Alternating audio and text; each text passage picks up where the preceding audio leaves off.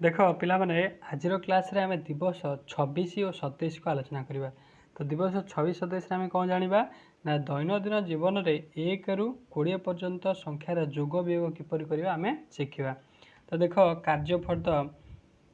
कार्यफर्द 27.1 को देख कौन कौची ना खाली घर पूरण कर जेपरिक संख्या दुईटर वियोगफल केते होथिबो ना 10 हेउथिबो। बुझि पारछ ताहले कौची को संख्यार 3 वियोग कले 10 हबो ताहले कौन करिवो ना 13 फेडाना 3 समान 10 हे जिवो। नले केमिति कोन 13 पाइबो ना उल्टा कर दो। देख 10 युक्त 3 कर दो 13 तो ये लिखि देबो 13। बुझि पारला बुझि पारनी केते सहज।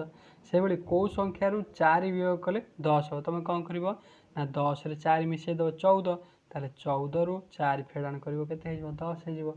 जानि पारनी से भली भाबरे आउटा कुओ से कहूची को संख्या शेषरा देख को संख्यार 8 वियोग कले 10 रहिबो ताहले को संख्या कौन करिवो ना 10 रे 8 मिसे दो 10 8 केते 18 ताहले 18 रु 8 वियोग कले 10 रहिबो।